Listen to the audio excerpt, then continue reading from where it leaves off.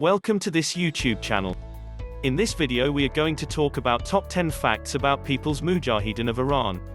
So before starting this video, like this video, and subscribe to our YouTube channel for future updates. The Mujahedin-e-Khalq, or People of Mujahedin Organization, of Iran is an Iranian political militant group. It supports overthrowing the Islamic Republic of Iran's leadership, and establishing its own constitution. Its liberal view of Islam compares with the Orthodox clergy's conservative Islam, as well as Ayatollah Khomeini's populist version established in the 1970s. It is also the largest and most prominent political opposition party in the Islamic Republic of Iran. Here are 10 interesting things about it. Number 10. MEK was founded on September 5, 1965, by leftist Iranian students aligned with the Freedom Movement of Iran to oppose Shah Mohammad Reza Pahlavi, who was supported by the United States. In the 1970s, the party fought the Pahlavi monarchy in military struggle, and helped oust the Shah during the Iranian Revolution. It then worked to develop democracy in Iran, attracting support from Iran's middle-class intelligentsia in particular. Following Pahlavi's fall, the MEK refused to participate in the new government's constitutional referendum, prompting Ayatollah Khomeini to exclude Masoud Rajavi and other MEK members from running for office in the new government. This sparked conflict with Ayatollah Khomeini, and by early 1981, the MEK had been banned, with authorities carrying out a major crackdown on the group's members and supporters.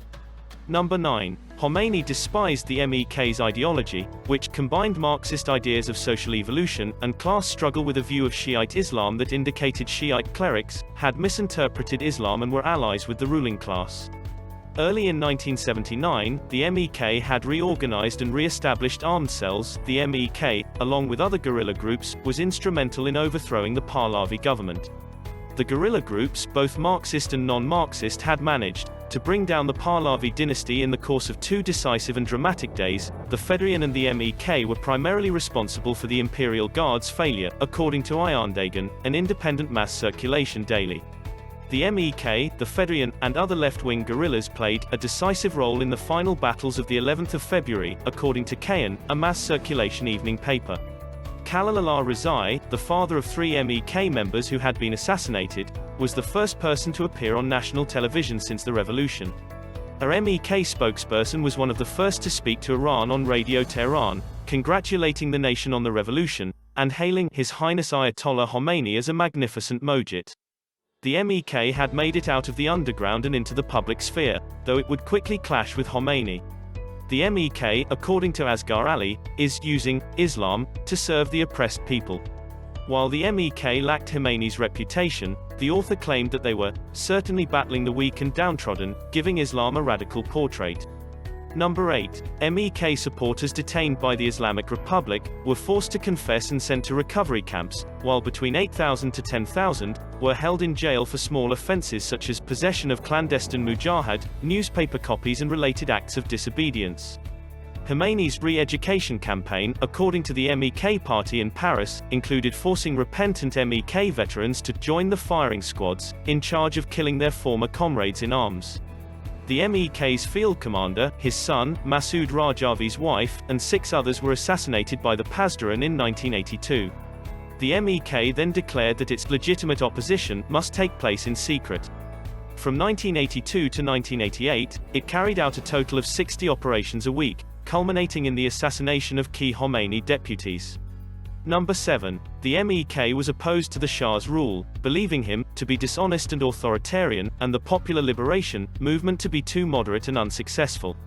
About the fact that the MEK is often associated with Ali Shariati, their pronouncements followed Shariati's, and they tended to mimic each other in the late 1960s and early 1970s. Number 6. The group's first 5 years were spent largely on ideological work.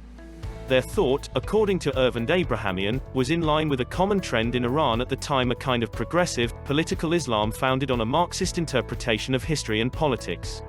The Islamic text Nahj al-Balagha, a series of analyses and aphorisms, credited to Imam Ali, served as the group's primary source of inspiration. Despite some claims to the contrary, the party never used the words socialist or communist to describe themselves. During the 1970s, the MEK used some of Ali Shariati's works to spread militant Islam. The MEK argued that Islam should condemn feudalism and capitalism, eliminate inhumane practices, and socialize development. In order to reform and modernize their view of militant Islam, the MEK incorporated aspects of Marxism. Number 5. The MEK was forced to flee France and moved to Iraq in 1986, after French Prime Minister Jacques Chirac reached a bargain with Tehran, for the liberation of French hostages kept captive by Hezbollah in Lebanon. Dominique Lawrence, an investigative journalist, has linked the 1986 kidnapping of French hostages to Iran's possible nuclear extortion of France.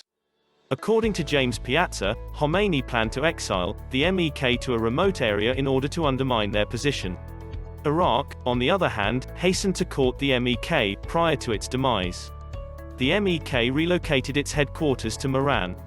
The MEK retaliated with a bombing spree, after the Islamic Republic of Iran launched an extensive aerial bombing operation to drive the MEK from their location. In 1986-1987, the Islamic Republic conducted two Nasser military campaigns against the MEK, 1 and 2. The rebel bases along the Iran-Iraq Kurdish frontier were not eradicated by this assault on the MEK. Number 4. The NLA conducted its first military operation against the Islamic Republic's armed forces on March 27, 1988. In Kutenstan province, the NLA seized 600 square kilometers of Islamic Republic territory as well as 508 soldiers from the Iranian 77th Infantry Division. Shining Sun was the name of the operation, according to Masoud Rajavi.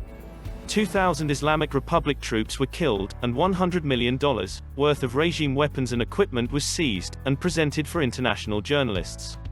Number 3. On the night of Saturday, June 18, 1988, Iraq launched Operation 40 Stars with the support of the MEK, attacking Iranian forces in the area around Mehran with 530 aircraft sorties and heavy use of nerve gas, killing or wounding 3,500 people and almost destroying a Revolutionary Guard division. The forces captured the city and took positions in the heights around Mehran, coming close to wiping out the Revolutionary Guard division.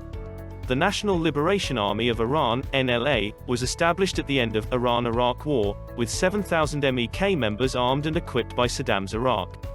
On July 26, 1988, 6 days after Ayatollah Khomeini announced his acceptance of the UN-brokered ceasefire resolution, the NLA advanced under heavy Iraqi air cover, crossing the Iranian border from Iraq. Number 2. During the Iraq War, coalition forces bombed MEK positions, forcing the group to surrender in May 2003. US troops later posted guards at its bases, and the US military also defended and provided logistical assistance to the MEK, which was seen as a high-value source of information on Iran by US officials. The US bombed MEK camps during the 2003 invasion of Iraq, killing at least 50 people, and it was later discovered that the bombings were part of a deal between the Iranian government and Washington, in which Tehran agreed to expel certain al-Qaeda. Number 1. The US is said to have seized 6,000 MEK troops and over 2,000 pieces of combat equipment, including 19 British-made Chieftain tanks, at the MEK compound outside of Fallujah, which is adjacent to Forward Operating Base Dreamland. US forces disarmed the residents of Camp Ashraf, signing a formal agreement promising them the status of protected persons, which outlines the rules for protecting civilians in times of war, and then put them under the guardianship of the US military. What do you think about this video? Do let us know down in the comment section below. If you enjoyed this video and want to hear from us again, be sure to hit that subscribe button before you go.